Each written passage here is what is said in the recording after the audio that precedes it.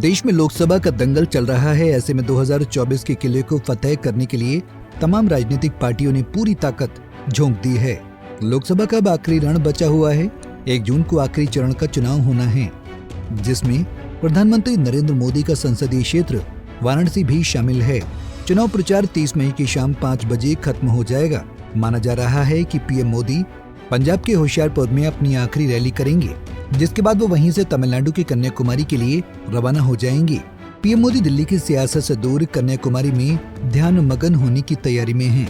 किसकी जीत होगी, किसकी हार होगी, किसकी सरकार बनेगी, इस तरह के तमाम सवालों से दूर पीएम अंतिम दौर के प्रचार में फुर्सत मिलते ही कन्याकुमारी का रुख करेंगे। पीएम वहां समुद्र तट से 500 मीटर भीतर स्थित विवेकानंद रॉक मेमोरियल पहुंचेंगे और 31 मई से 1 जून की शाम तक लगभग 24 घंटे ध्यान मंडपम में ध्यान लगाएंगे। पीएम मोदी उसी शिला पर ध्यान लगाएंगे जिस शिला पर विवेकानंद ध्यानरत रहे थे। इस शिला का महत्व ऐतिहासिक ही नहीं बल्कि पौराणिक भी है। पौराणिक मान्यताओं के अनुसार देवी पार्वती ने भी इस स्थान पर एक पैर पर खड़े रहकर भगवान शिव के लिए उपासना की थी। ये हिंद महासागर, बंगाल की खाड़ी और अरब सागर का मिलन बिंदु भी है। मगर पीएम मोदी कुछ अलग करें और उस पर सियासत ना हो, ये तो असंभव है। पीएम के ध्यान लगाने वाली घोषणा के बाद टीएमसी प्रमुख ममता बनर्जी ने तीखी प्रतिक्रिया देते हुए कहा कि उनको कैमरे के सामने ध्यान क्यों लगाना है, वो एक पीएम के रूप में प्रचार नहीं कर सकते हैं। इसी के साथ ही टीएमसी प्रमुख ने ये भी कहा था कि पीएम इस तरह का प्रचार नहीं कर सकते हैं। ये तो सीधा सीधा आदर्श आचार संहिता का उल्लंघन है। हम चुनाव आयोग से शिकायत करेंगे। तो दूसरी तरफ इस संबंध में कांग्रेस नेताओं की एक प्रतिनिधि मंडल ने राष्ट्रीय प्रवक्ता अभिषेक मनु सिंघवी के नेतृत्व में चुनाव आयोग के अधिकारियों से मुलाकात की और ज्ञापन सौंपा है। जिसके बाद सिंघवी ने कहा, हमने चुनाव आयोग से ये बताया है कि चुनाव से 48 घंटे पहले जब प्रचार बंद हो जाता है तो किसी भी रूप में प्रचार करने की अनुमति नहीं होती है।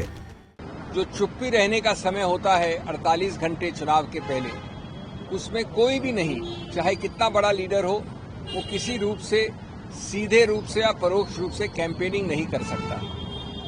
हमें कोई आपत्ति नहीं है, कोई व्यक्ति, कोई लीडर कुछ भी करे, मौन व्रत रखे या कैंपेन करे, लेकिन वो साइलेंस पीरियड में इनडायरेक्ट कैंपेनिंग नहीं होनी चाहिए। हमने ये कंप्लेंट रखी है कि माननीय प्रधानमंत्री ने जो घोषणा की है कि वो एक मौन व्रत में बैठेंगे 30 तारीख की शाम से। आप जानते हैं कि जो चुप्पी का समय है वो 30 तारीख की सुबह 7 बजे से लेकर 1 तारीख तक चलता है। ठीक उसके बीच में माननीय प्रधानमंत्री ने घोषणा की है। ये सीधा आदर्श संहिता का उल्लंघन है। ये वो तौर तरीके हैं जिनसे आप या तो कैंपेनिंग कर रहे हैं या अपने आप को प्रसारित कर रहे हैं सभी चैनल्स द्वारा, प्रिंट मीडिया द्वारा।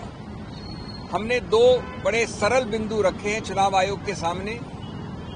या तो प्रधानमंत्री इसको मात्र 24-48 घंटे बाद शुरू करें, 1 तारीख की शाम को वो हर प्रकार का आध्यात्म मौन व्रत कर सकते हैं अगर वो चाहें तो, और या अगर वो इंसिस्ट करते हैं कि कल शाम को 30 तारीख की शाम को शुरू करेंगे जैसा कि घोषणा में आया है, तो ये आवश्यक होना चाहिए प्रतिबंध चुनाव आयोग द्वारा कि इसका प्रसारण न प्रिंट न देखने वाली मीडिया, विजुअल मीडिया के द्वारा प्रतिबंधित होना चाहिए। उधर सीपीआईएम तमिलनाडु के सचिव के बालकृष्ण ने मुख्य चुनाव आयुक्त राजीव कुमार को एक पत्र लिखा है और पीएम के मेडिटेशन के दौरान इससे जुड़ी खबरों के प्रसारण पर रोक लगाने की मांग की है। उन्होंने कहा है कि मेडिटेशन करना प्रधानमंत्री की निजी पसंद है, लेकिन अगर मीडिया इसका सीधा प्रसारण करती है तो ये पीएम मोदी और भाजपा के लिए प्रचार का माध्यम बन जाएगी। उन्होंने ये भी कहा है कि चुनाव के दिन प्रधानमंत्री का सुर्खियों में रहना आदर्श आचार संहिता का गंभीर उल्लंघन है। गौरतलब है कि ये पहली बार नहीं है जब पीएम मोदी ध्यान यात्रा की योजना बना रहे हैं। इससे पहले 2019 के लोकसभा चुनाव के आखिरी चरण में पीएम मोदी केदारनाथ गए थे और वहां रुद्र गुफा में ध्यान लगाया था। उन दिनों भी उनकी ये यात्रा चर्चा का विषय बनी थी। Bureau report, Punjab Kesari TV. हमसे जुड़े रहने के लिए हमारे YouTube चैनल को सब्सक्राइब करें और नई वीडियो की नोटिफिकेशन के लिए बेल आइकॉन को दबाएं।